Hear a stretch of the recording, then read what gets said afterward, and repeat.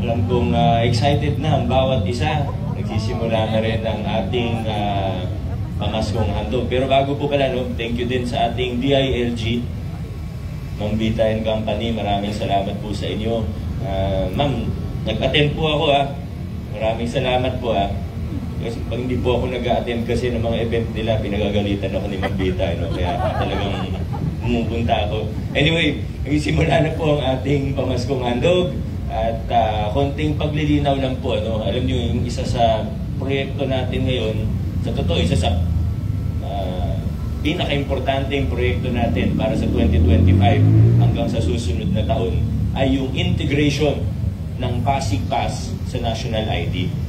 Sa pag-integrate natin ng Pasig Pass sa National ID, nagiging mas efficient tayo dahil mas makatotohanan at malinis ang ating datos. Hindi na pwedeng pekehin.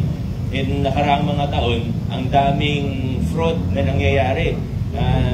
Siguro sa 100 Pasigenyo, baka isaw dalawa lang naman doon yung susubok. Pero pag tinutal mo kasi, medyo malaki din yung nawawala sa lungsod natin. Sa iba't ibang serbisyo, alam naman po natin, di ba? Pag may nasunugan, may susubok sumingit na hindi naman nasunugan. Kapag alam nilang may financial assistance, siguro isaw dalawa sa isang komunidad, pero nagugulo yung buong sistema kahit konti lang po yung gumagawa. Ganun din po sa pamaskong handog.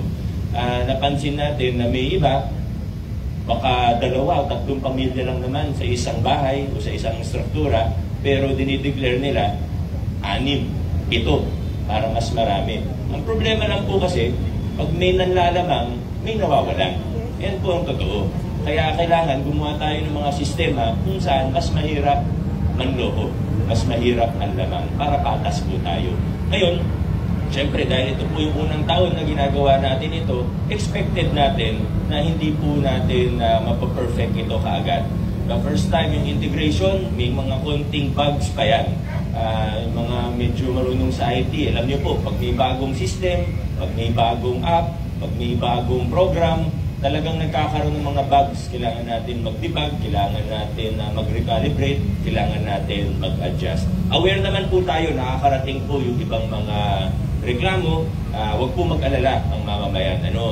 Alam po natin kung ano yung mga nagiging problema, lalo na dun sa integration. Minsan nagahang, minsan titigil dun sa loading. Alam po natin yan. Kaya ang instruction natin sa pamaskong handog team ay kung sa isang bahay, talagang lahat ay nagkakaproblema sa integration ng Pasig Pass sa PhilSys National ID, magbigay pa rin.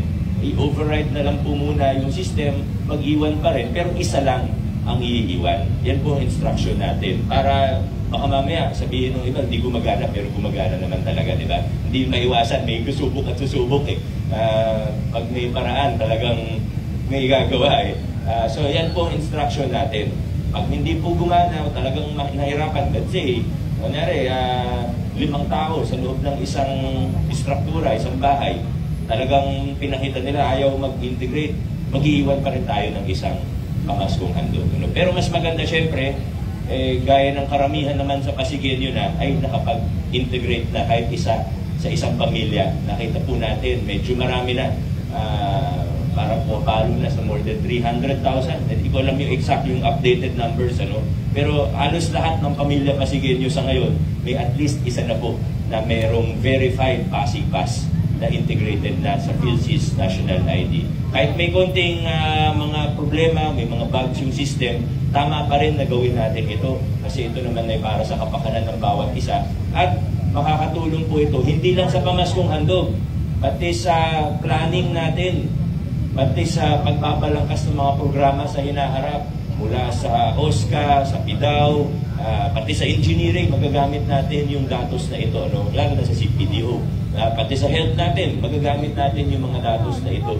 Malinis yung database natin, maayos tayo. Pag nag-survey, pag nag-CBMS tayo sa susunod, i-integrate pa rin natin. So paganda ng paganda, hanggang sa ospital, magagamit po natin yung sistema na ito. Kaya sana ay kahit may konting mga bugs, may konting gusot o problema, suportahan pa rin po natin yung programa dahil alam natin na pakikinabangan ito ng ating buong lungsod. Maraming salamat po at adjourn na po tayo. God bless po sa ating